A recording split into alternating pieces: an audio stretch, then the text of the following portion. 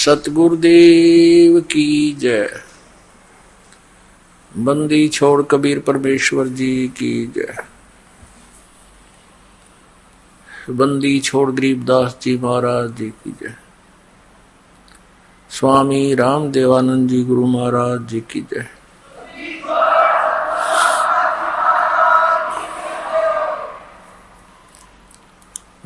गरीब नमो नमो सतपुरुष को नमस्कार। गुरु की नहीं सुर नर मुनि जन साधुआं संतों सर्वस दी नहीं। सतगुरु साहेब संत सब डंडो तुम प्रणाम। आगे पीछे बद्ध हुए तिनको जा कुर्बान। निराकार निर्विषम काल जाल वैवंजनम। निर्लेपम निज निर्गुणम अकल अनुपवेशुंदनम।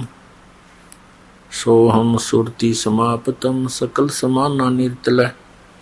उज्ज्वल हीरंबर हरदमम बेपरवा अथाह वार पार नहीं मध्यतम। गरीब जो सुमरे सिद्ध होई गणनायक गलता ना करो अनुग्रह सोई। पारस पद परवाना आदि गणेश मनाऊं गणनायक देवन देवा।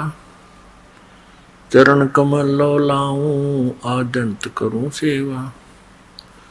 परम शक्ति संगीतम रिद्धि सिद्धि दाता सोई। अवगत गुण अतीतम सतपुरुष निर्मोही। जगदम्बा जगदीशम मंगल रूप मुरारी। तन मन अर्पों शीसम भक्ति मुक्ति भंडारी। सुर नर मुनि जन ध्यावे ब्रह्मा विष्णु महेशा। शेष शेष मुख गावे पूजय आदि गणेशा। इंद्र कुबेर सरीखा वरुण धर्म राय धावे। समर्थ जीवन जी का मन इच्छा फल पावे। 33 कोटि अदारा ध्यावे शेष 88। उत्तर बहु जल पारा कट है यम की फांसी। 33 कोटि अधारा ध्यावे शेष 88। उत्तर बहु जल पारा कट है यम की फांसी।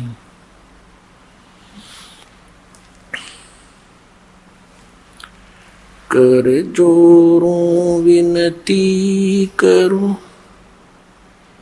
दरों चरण पर शीसे।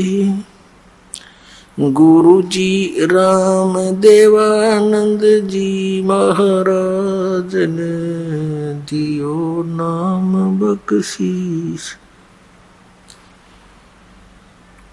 कोटि कोटि सिजदा करूं कोटि कोटि प्रणाम।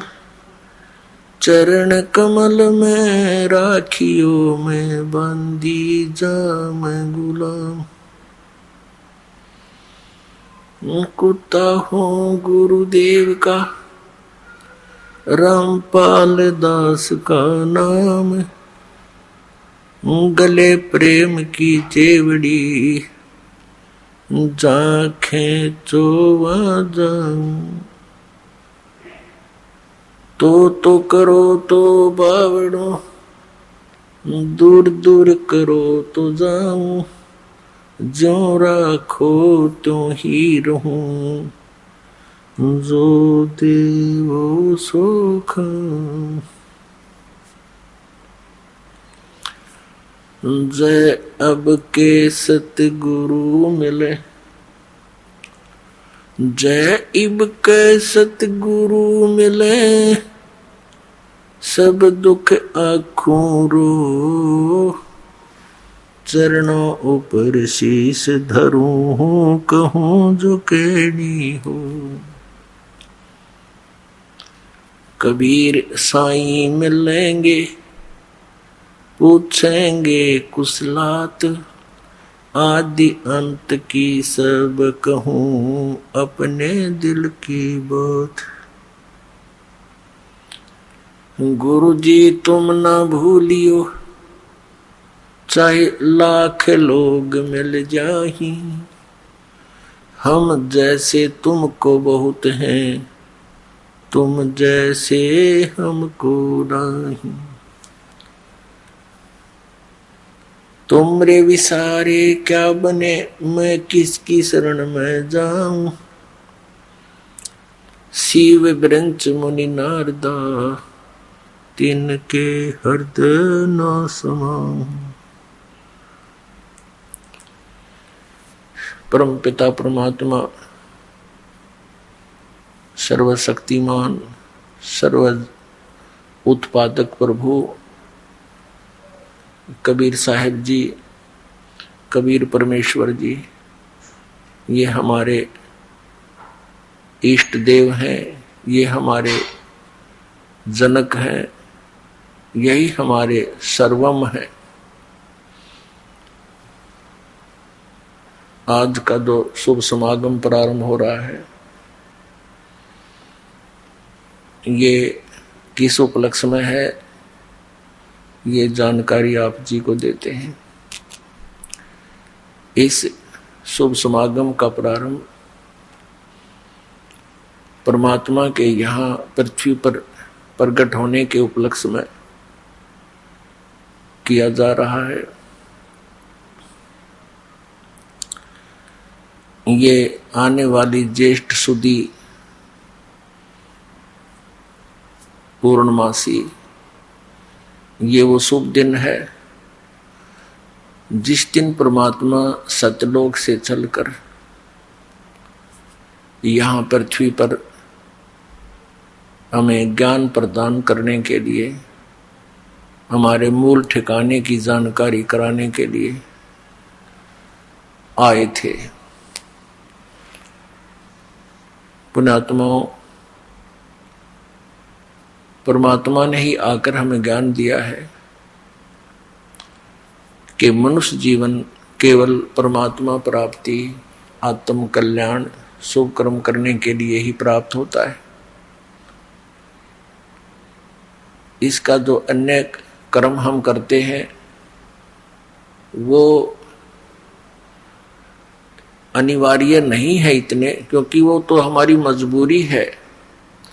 जैसे पशु पक्षी भी विवश हैं, अपने पेट भरने के लिए सारा दिन ताक लगाए बैठे रहते, बुगला सरोवर पर रहता है, मछलियों को खाता है, मछलियां भी अपने से छोटी मछलियों को खाती हैं, पशु पक्षी भी अपने आहार के लिए इधर उधर भटकते रहते हैं। ये तो हमारी मजबूरी है। एक जरूरी कार्य और है जिसका हमें ज्ञान नहीं था, और ज्ञान था तो एक औपचारिकता थी।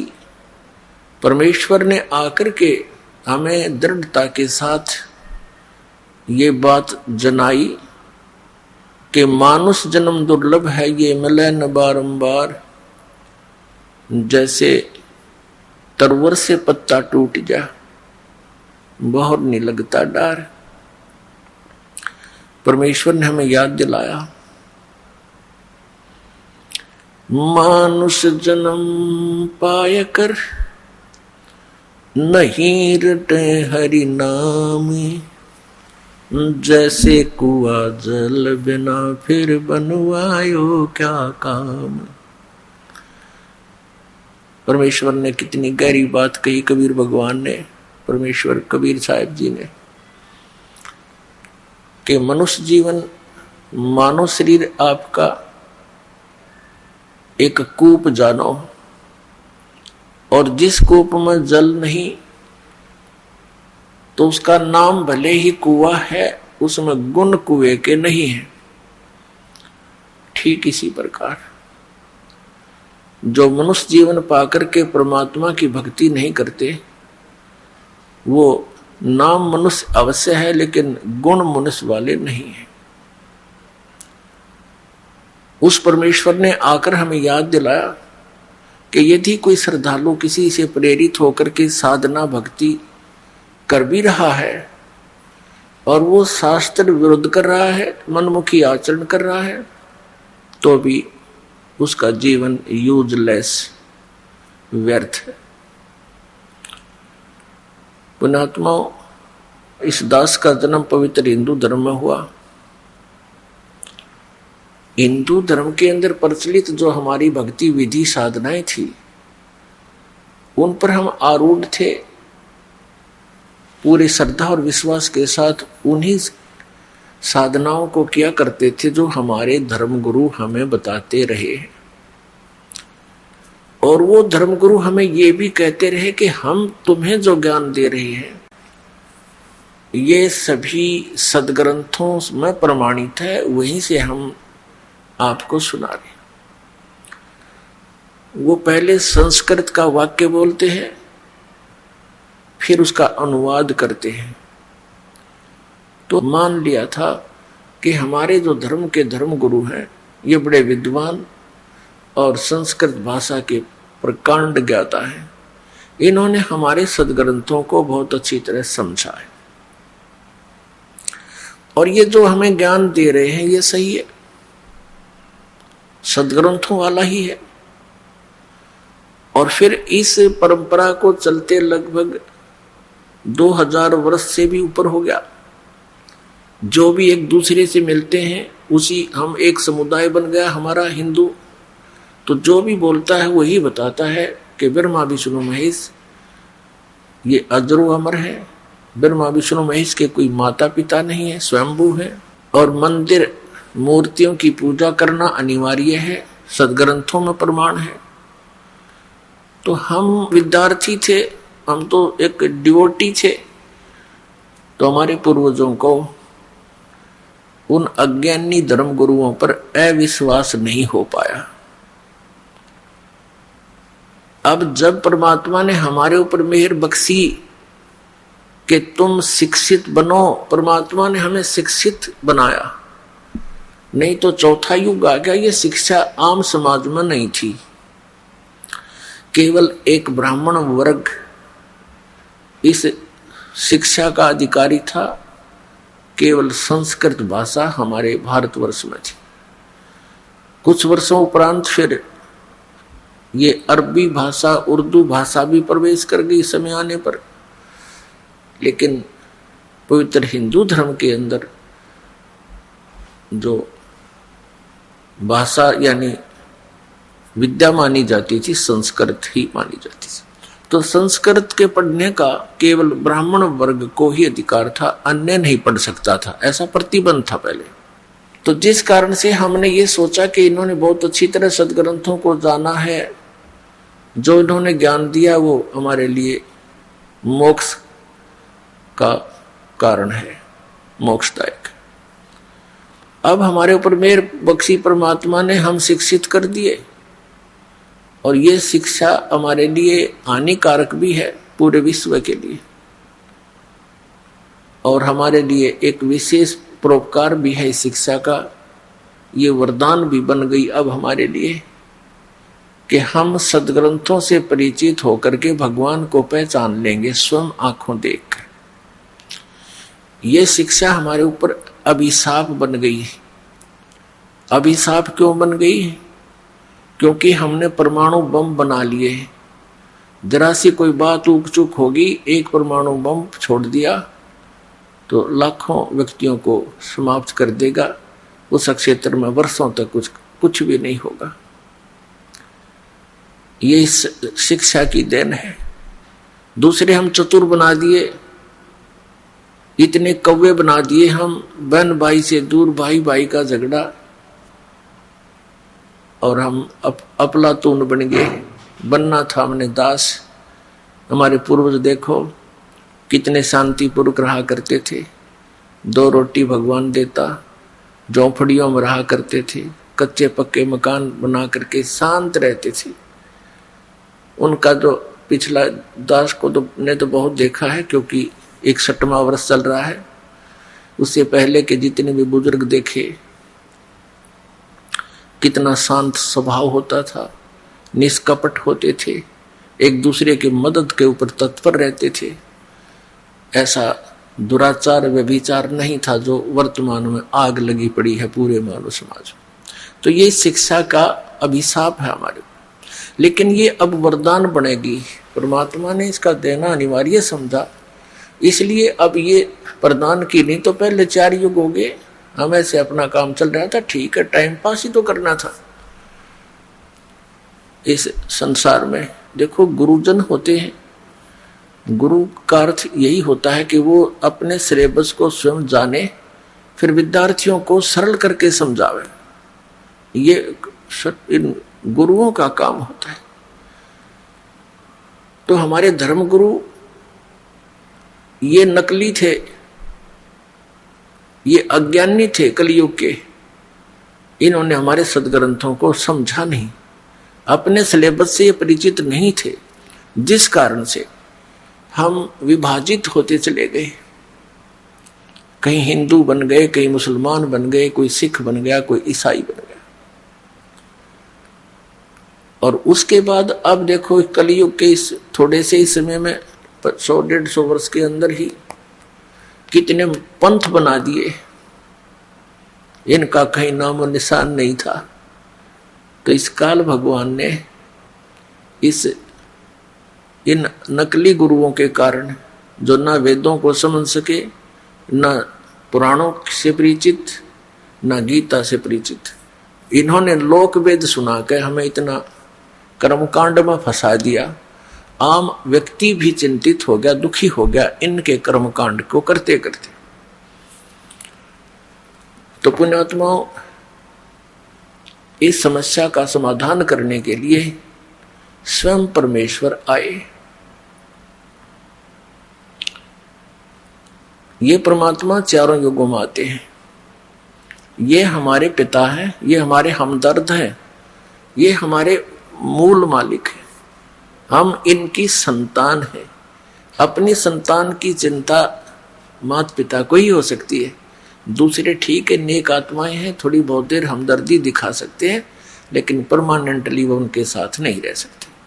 तो इसी प्रकार उस परमेश्वर ने हम पर रहम आया कि मेरे बच्चे बहुत दुखी हो गए, इन्होंने गलती तो की थी बड़ी भयंकर, फिर भी कहते हैं माता पिता बच्चों के सैकड़ों अवगुणों को भी माफ करने को तैयार रहता है यदि वो सुधर जाते हैं।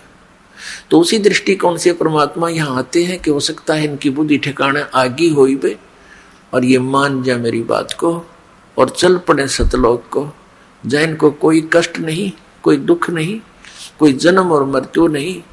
अब पुण्यात्मा, इस काल भगवान ने ऐसा कमाल कर दिया, ये नकली पंथ चलवा दिए, सतलोक की महिमा गाने वाले और भक्ति बताने वाले। इनको सतलोक का पता नहीं, इनको उस परमात्मा की भक्ति विधि का ज्ञान नहीं, और करोड़ों व्यक्तियों को गुमराह करके शांत बैठा दिए, निश्चिंत कर दिए। क्योंकि एक परंपरा पड़ेगी 100 वर्ष 150 वर्ष से, जो 50-60 वर्ष से कोई पंथ चल पड़ा, तो उसके बच्चे तो अपने माता पिता के साथ बचपन से ही वहां जाते रहते हैं, आते रहते हैं। जैसा भी उन्होंने ज्ञान दिया उसको ग्रहण कर लिया, नो ऑब्जेक्शन। जैसा कि हम हिंदू धर्म में जन्म होने के कारण हम अपनी परंपरागत साधनाओं को माता पिता के साथ जहाँ भी मंदिरों में जाते, तीर्थों पे जाते, हम उन्हीं को फाइनल मान लिया था और संतुष्ट थे। तो ये इतनी जटिल समस्या कर दी इन अज्ञानी ऋषियों ने, महर्षियों ने, गुरुओं ने, मंडलेश्वरों और इन आचार्यों ने, कि हमारे ये समझ में नहीं आ रहा कि कौन ठीक है कौन गलत है। सब अपनी अपनी डफली पीट रहे हैं। कोई कहता इन 5 नामों से मोक्ष है, कोई कहता हरे राम हरे कृष्ण से मोक्ष है, कोई कहता 3 नाम है,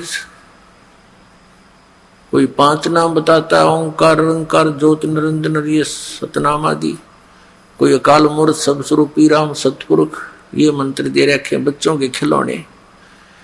ये कई प्रमाण नहीं, किसी संत के इतिहास में नहीं जिन्होंने भगवान पाया हो, ना किसी ग्रंथ में, ना संत मते के इतिहास में संत मता परमेश्वर कबीर साहब से चला। और ये सब संत मानते हैं, पंथ मानते हैं कि कबीर साहब से पहले संत मता नहीं था। वो 600 वर्ष पहले से संत मता और ये 100 वर्ष पहले से चला हुआ अपना मन मता, मनमुखी साधनाएं कर रहे हैं लोग। तो इन सब का निवारण करने के लिए परमात्मा को स्वयं ही आना पड़ता है।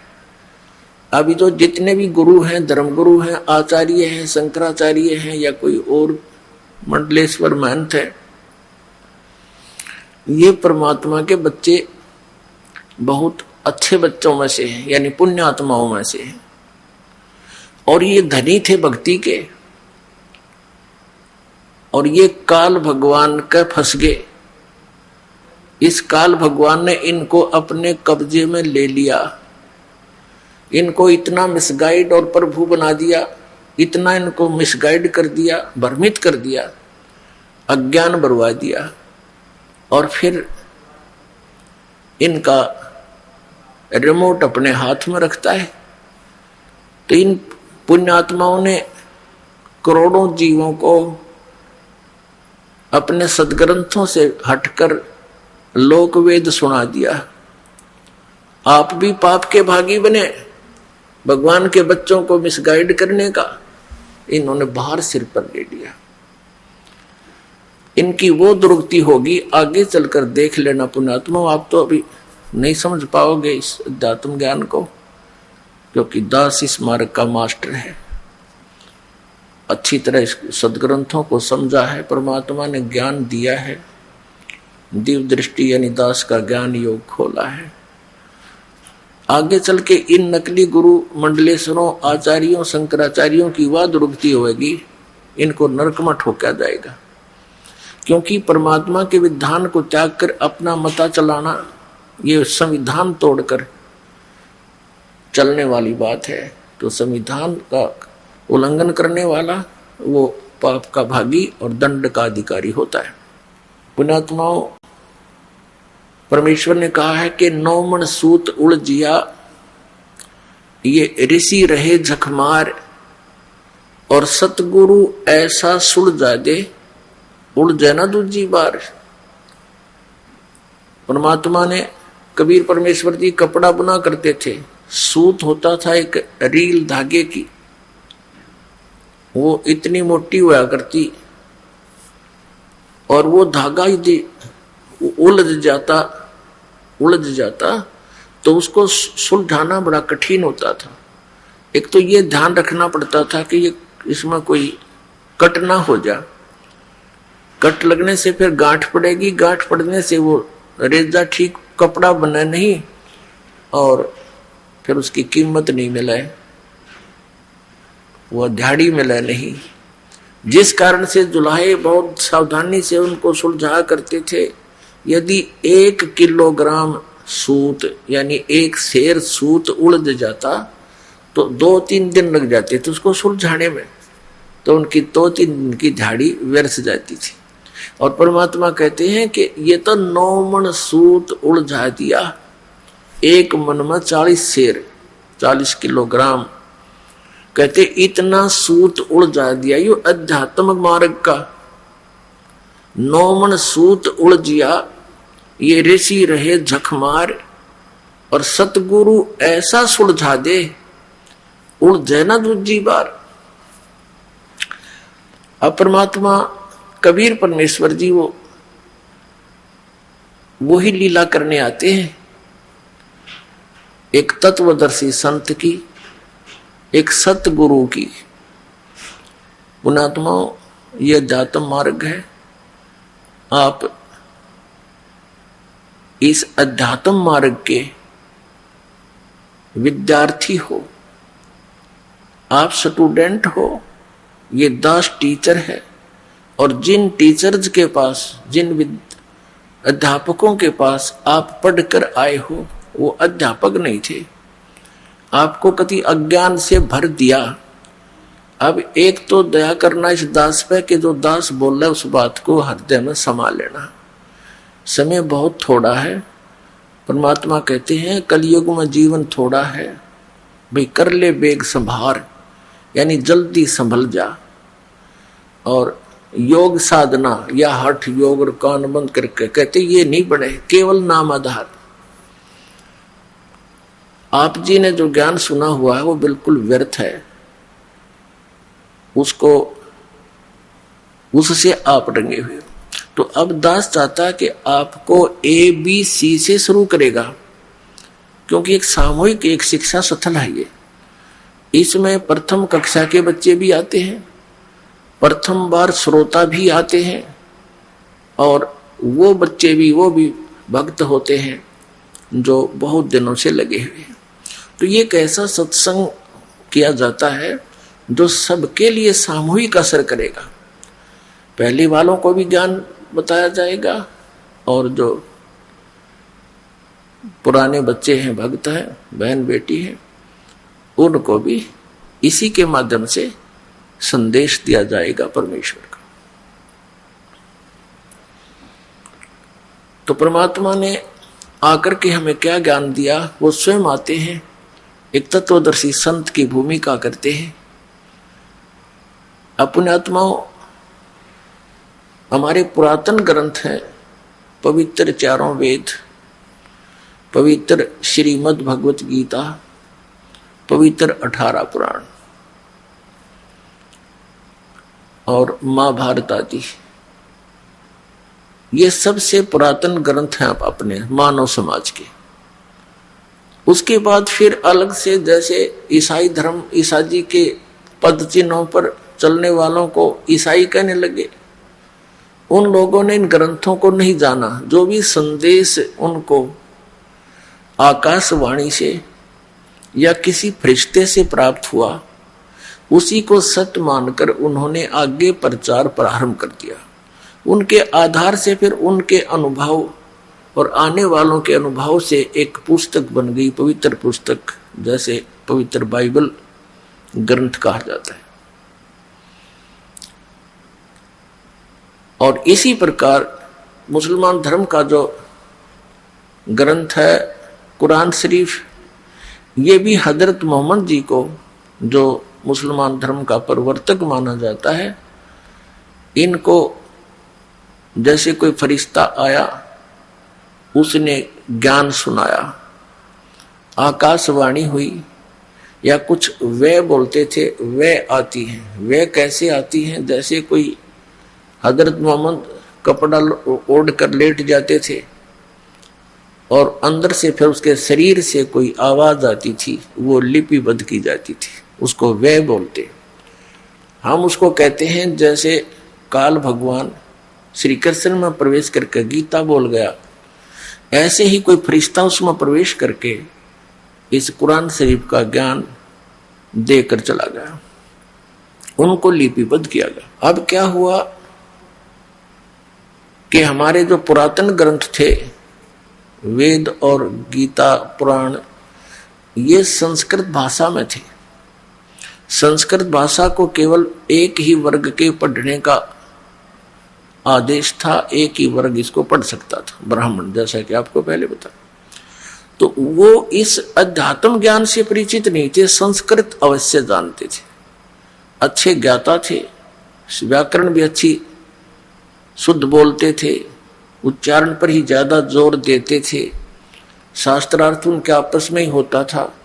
किसी ने अशुद्ध व्याकरण भी बोल दिया, उसी पर ताड़ी पीट देते थे, उसको पराजित था और विजयी ऐसे ही किया जाता था।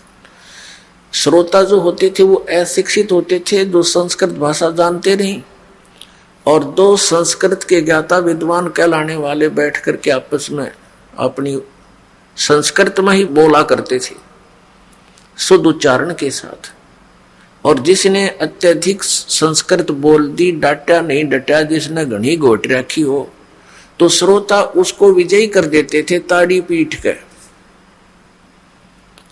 और वो विजयी सिद्ध हो जाता था, चाहे वो किसा अज्ञानी हो।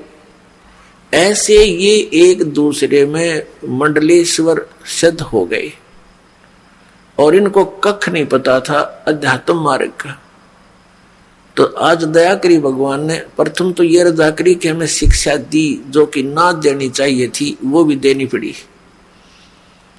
हमारे को इस नरक से निकालने के लिए। भले ही हम एक बार, अब जैसे बाल्टी निकालनी होती है कुएं से पानी, तो रस्से के बांध कर उसको कुएं में पटका जाता है, उसको डबोया जाता है पहले और फिर खींचा जाता है, तो कुछ जल लेकर आए। तो ऐसे हमें परमात्मा ने इसमें डबोया इस शिक्षा के अंदर, और फिर इससे ये अनमोल रत्न निकाल कर हमारे सामने रख दिया। और अब हम किसी के दंत कथा पर विश्वास नहीं करेंगे, अपने सदग्रंथों को ही आधार मानकर साधना भक्ति करेंगे। श्रीमद् भगवत गीता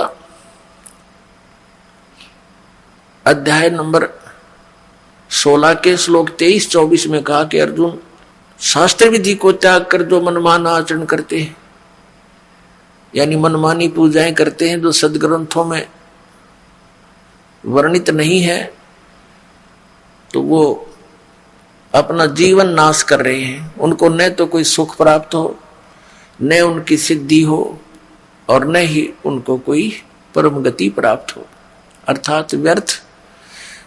फिर 24वें श्लोक में कहा कि अर्जुन, इससे तेरे लिए इस कर्तव्य और अकर्तव्य की अवस्था में, यानी कौन सी साधना करनी चाहिए कौन सी ना करनी चाहिए, शास्त्र ही प्रमाण है। इसलिए तू शास्त्रों को आधार मानकर भक्ति करना, किसी के लोक वेद पर विश्वास मत करना। तो पुण्यात्मा, हमारे को सारा ही लोक वेद सुना रखा था। अब लोक वेद किसे कहते हैं? परमेश्वर ने इस सत्य ज्ञान को हमें हजम कराने के लिए अपने ही ऊपर सब प्रमाण उदाहरण दिए। क्या बताया? पीछे लग गया जाऊं था मैं लोक वेद के साथ, रास्ते में सतगुरु मिले दीपक दे दिया हाथ। क्या बताते हैं भगवान? जैसे ये दास पहले हनुमान पुजारी था, बाबा श्याम जी की पूजा करता था। भगवान श्री कृष्ण विष्णु एक विशेष इष्ट थे, विशेष श्रद्धा थी इनमें, और साथ साथ में भगवान शंकर, भगवान गणेश, माता गौरी, लक्ष्मी माता, दुर्गा माता, यानी जो भी देवता सुप्रसिद्ध से होते थे, हम सभी की आड़ लेते थे, सभी की पूजा करते थे, सबको सबसे ही अर्ज किया करते थे, कोई सुख या दुख की झलक होती थी। और उनको करते करते भी हमें बहुत से सुख हुए।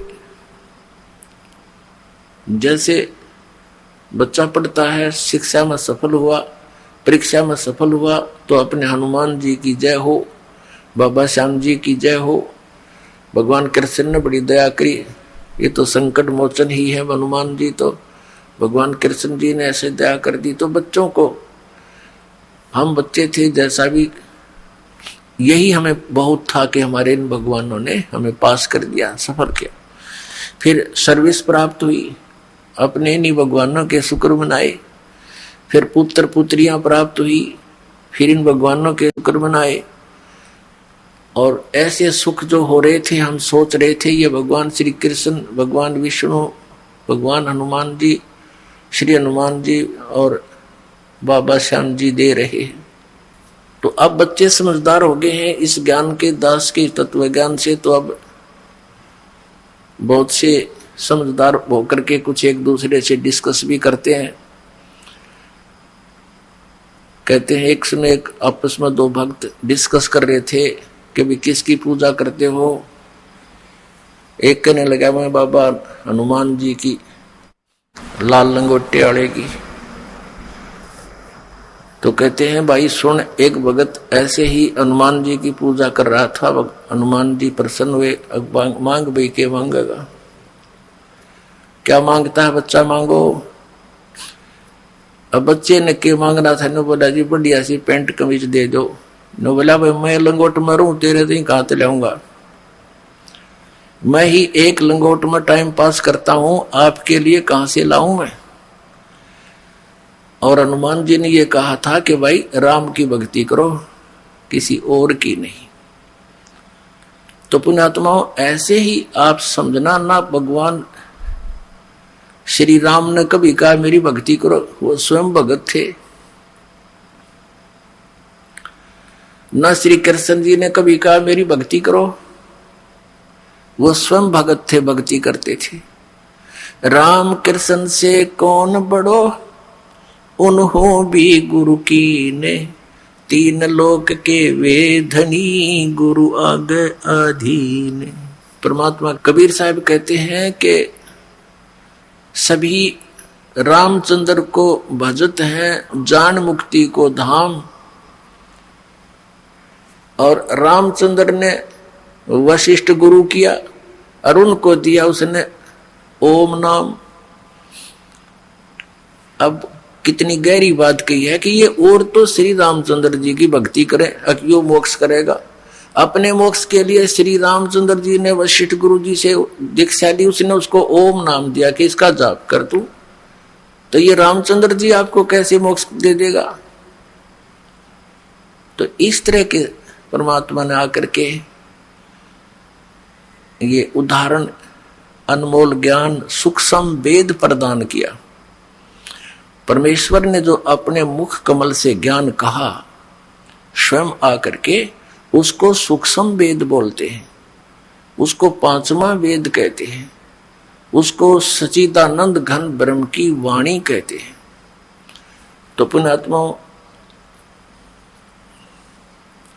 पुण्यात्माओं जो प्रसंग चल रहा है कि परमात्मा ने कहा कि पीछे लग गया जाऊं था लोक वेद के साथ, रास्ते में सतगुरु मिल गए, ये दीपक दे दिया हाथ। अब अंधेरे में जा रहे थे, दिशा मिली नहीं, क्योंकि हम भक्ति के सफर के हम यात्री हैं। और हम जिस सफर, भक्ति वाले सफर पर चल रहे थे, आगे चलकर हम जैसे भी साधनाएं कर रहे थे, आगे चलकर परमात्मा यानी सतगुरु मिल गए। उन्होंने हमें तत्व ज्ञान रूपी दीपक दे दिया। इस तत्व ज्ञान रूपी दीपक की रोशनी में हमें पता चला कि हमारी दिशा गलत है, और जिन भगवानों को हम अजरो अमर मानकर और मुक्ति का धाम मानकर, मोक्षदायक मानकर, संकट निवारण करने वाले मानकर हम इन पर आश्रित थे, वो हमारी आंखें खुल गई। अब जैसे श्रीमद् भगवत गीता अध्याय नंबर 2 के श्लोक नंबर 46 में कहा कि अर्जुन, बहुत बड़े जलाशय की प्राप्ति के उपरांत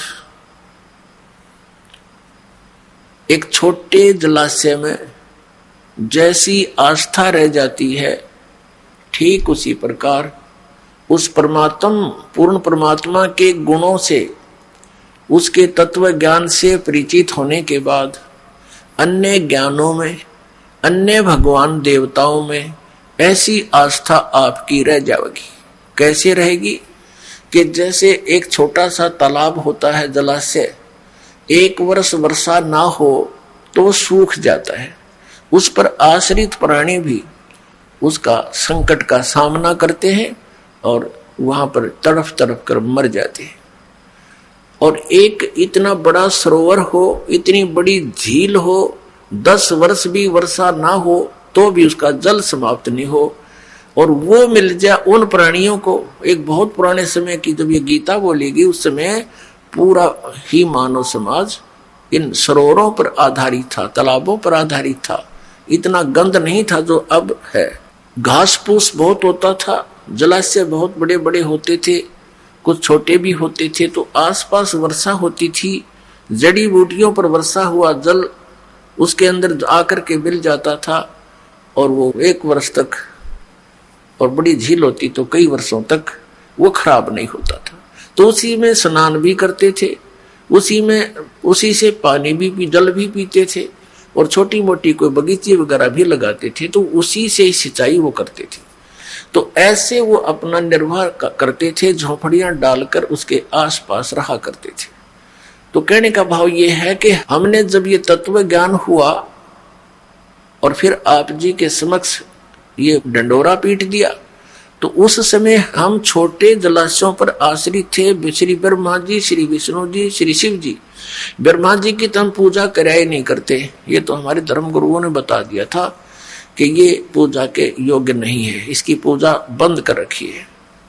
दुर्गा जी ने, माया ने इसने शक्ति ने इसको श्राप दे दिया था, तेरी पूजा जग में नहीं होगी। फिर ये दो भगवान शेष बचे, भगवान विष्णु और शंकर जी, इनकी पूजाएं हम करते थे। तो ये भगवान बुरे नहीं है, लेकिन ये हमारे लिए सुफिशिएंट नहीं, पर्याप्त नहीं है। जैसे उस जलाशय का, छोटे जलाशय का जल वो बुरा नहीं था, लेकिन वो पर्याप्त नहीं था, उसमें कभी भी आपत्ति का सामना करना पड़ सकता था। वो स्वयं भी सूख जाता है और उसके आश्रित भी तड़प तड़प कर भुगत कर मर जाते हैं। तो इसलिए वो बुरे नहीं थे। और ऐसा कौन अनजान होगा जिसने बड़ी लेक मिल जा और फिर जोड़ पर बैठा रहे उस तालाब पर, पता नहीं कब वर्षा ना हो तो समाप्त हो जाए। ऐसा अनजान कोई नहीं होगा। तो परमात्मा ने कहा है कि पीछे लग गया जाऊं था मैं लोक वेद के साथ, रास्ते में सतगुरु मिल गए, दीपक दे दिया हाथ।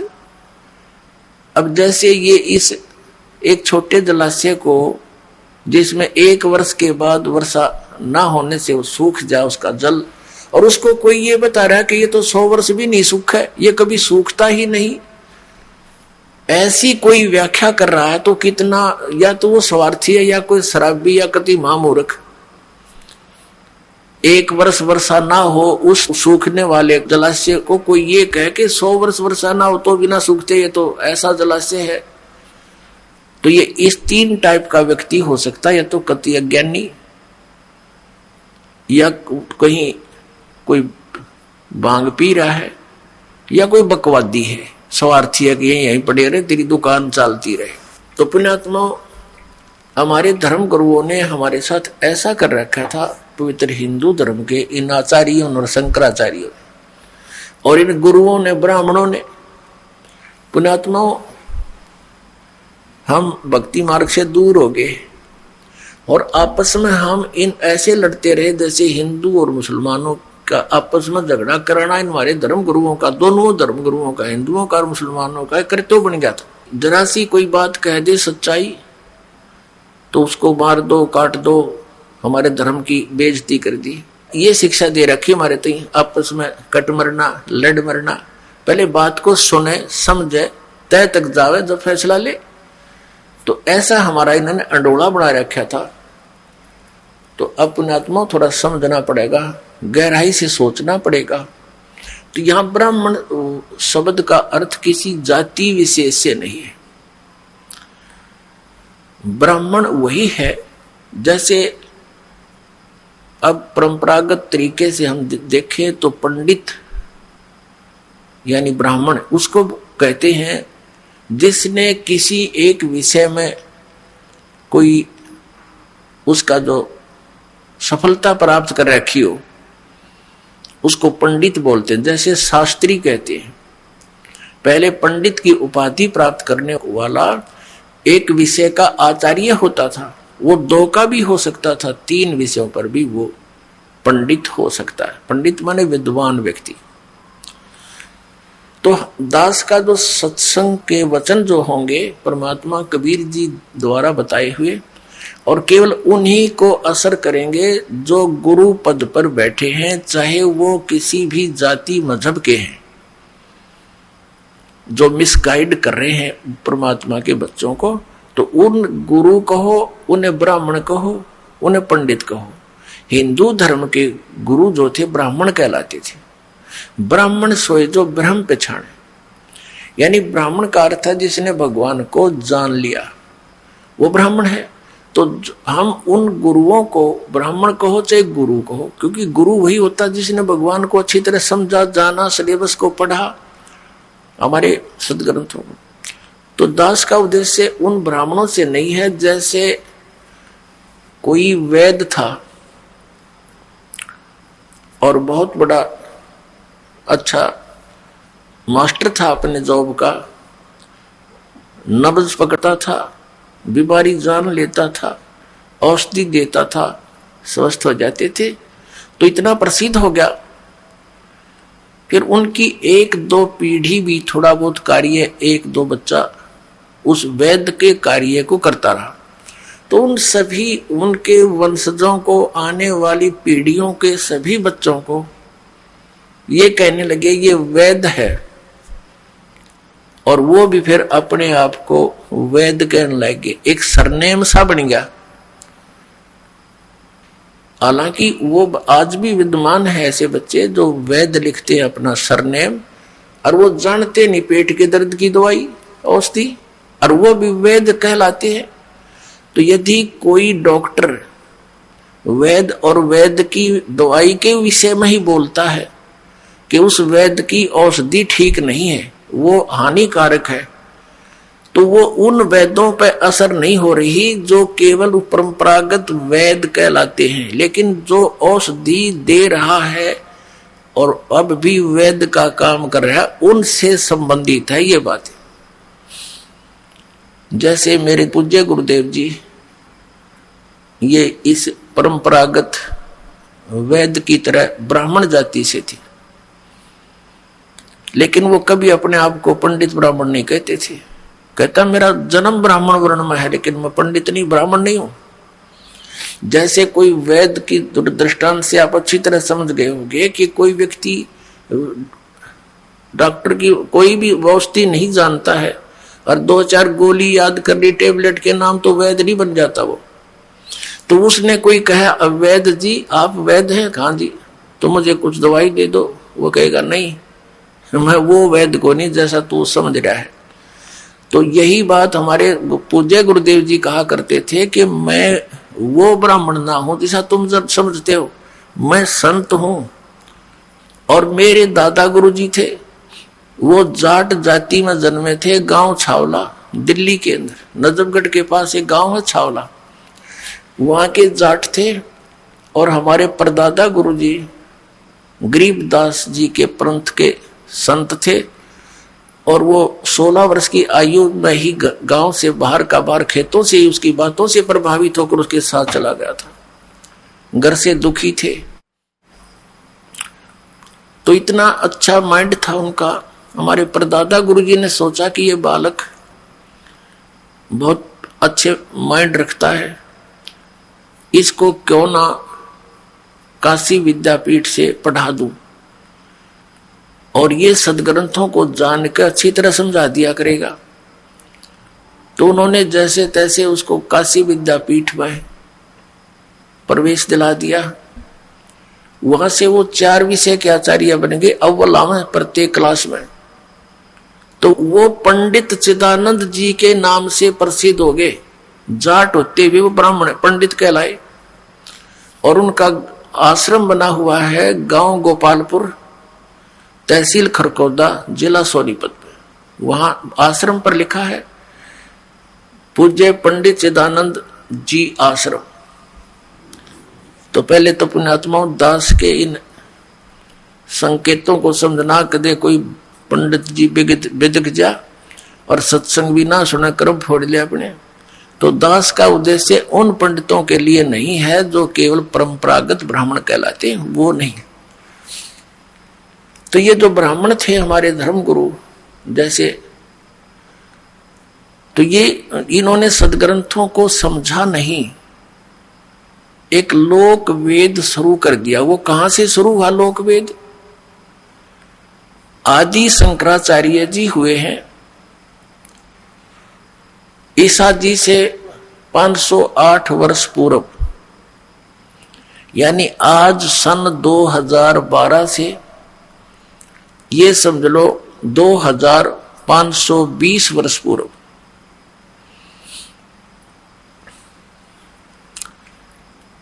और वो 32 वर्ष तक केवल इस संसार में रहे। वो स्पेशल भेज रखे थे किसने? भगवान शिव ने। शिव के लोक थे, उनका एक गण था, अच्छी आत्मा थी वहां की। उस समय उनका यहां आगमन हमारे लिए एक वरदान भी सिद्ध हुआ, क्योंकि उस समय बौद्ध धर्म का बहुत ज्यादा प्रचार हो रहा था। और महात्मा बुद्ध कौन थे? ये विष्णु जी के लोक से आई हुई, स्वर्ग से अपना स्वर्ग समय पूरा करके आई हुई पुण्यात्मा थी। और जो स्वर्ग से सीधा मानव शरीर में आता उसका यहां दिल नहीं लगता कई दिन तक। तो उन्होंने राज्य भी त्याग दिया, परमात्मा उस सुख की तलाश में जैसा भी पता लगा कि भगवान दे सकता है सुख, उसके लिए उसने मनमाना आचरण शुरू किया, हठ योग किया। कई दिन तक अभ्यास रस्त रहे, ना कुछ जलपान किया। गया के अंदर बिहार प्रांत में गया शहर है, उसके बाहर एक वट वृक्ष था, उसके नीचे बैठिए। कई दिन तक देखा किसी ने कुछ खा पी नहीं रहा, पंजर सूख गया, सांस आना भी बंद हो गया, धीरे धीरे चल रहा। एक माई ने देखा ये मरेगा महात्मा, उसके मुंह का धीरे धीरे चम्मच से थोड़ी थोड़ी खीर लगानी शुरू कर दी, उसने चाटनी शुरू कर दी। तीसरे दिन उसने कुछ 2-4 चम्मच खा ली, तो वो धीरे धीरे शरीर फिर ठीक होने लगा। तो उठकर चल पड़ा और अपना विधान, अपना सिद्धांत जैसा भी उसकी बुद्धि ने काम किया, उठकर कहा कि starvation could not lead to salvation, भूखा मरने से आत्म कल्याण नहीं हो सकता। फिर ये पुण्यात्मा थे, पिछले संस्कार अच्छे होते हैं, वो गुरु पद पर प्राप्त होते हैं, और कुछ चले जाते हैं राजनेता राजनीति के अंदर, उनकी शब्द में भी शक्ति होती है, उनके संस्कार वश सभी उनको उपलब्धियां होनी ही होनी होती है, और वो सोच रहे होते हैं तुम जो कर रहे हो इससे हो रहा है। तो महात्मा बुद्ध ने जो भी परमात्मा का विधान बताया, उस समय की पुण्यात्माओं ने उनको बड़े चाव से सुना, ग्रहण किया, क्योंकि आत्मा परमात्मा के लिए भटक रही है। जिसको कहीं भी पता लगता है कि वहां भगवान मिलेगा, वहीं दौड़ लेती है, क्योंकि ये प्यासी है उस भगवान की, उस सुख की खोज कर रही है जो जिसको ये छोड़कर यहां आ गए हैं। इसलिए उस महात्मा बुद्ध के साथ बहुत संख्या के अंदर ये भोली आत्मा चिपक गई। अब महात्मा बुद्ध के द्वारा बताए गए भक्ति विधि से परमात्मा की ओर से कोई राहत किसी को नहीं मिली, क्योंकि वो शास्त्र विधि को त्याग कर मनमाना आचरण था, उससे कुछ होना ही नहीं था। और उससे पहले जिस समय महात्मा बुद्ध ने ये पंथ चलाया, अपना मार्ग चलाया, तो उस समय श्रद्धालु लोग, अच्छी आत्माएं, अच्छे पुण्यकर्मी प्राणी थे, उनको स्वाभाविक लाभ अपने पुण्यों से ही हो रहा होता, अपने प्रारब्ध से ही। जैसे आपको बता रहा था ये दास के, हमें जो भी कोई सुख होता था हम ये सोचा करते, जो ये साधना कर रहे, हरे राम हरे कृष्ण सीता राम राधे श्याम राधे राधे श्याम मिला दे, या श्याम जी के मंदिर में जाना, हनुमान जी के मंदिर जाना, शेरा वाली के वहां वैष्णो देवी जाना, हम सोचा करते इन साधनाओं से लाभ हो रहा है। अब पता चला ये तो कोई साधना ही नहीं थी, भक्ति है ही नहीं, है तो यूजलेस है, ये तो मनमाना आचरण था हमारा। तो वो भोले श्रद्धालु पिछले पुण्यकर्मी प्राणी थे, सभी को जो उनके अनुयायी हुए उनको स्वयं स्वाभाविक संस्कार व सुख होता रहा, और वो सोचते रहे इन्हीं जो साधना इन्होंने बताई ये सही है। आने वाले समय में भक्तिहीन प्राणी आते रहे उनके घरों में, उन्हीं साधनाओं से उनकी दुर्गतियां शुरू हो गई, कोई अध्यात्म लाभ हुआ नहीं।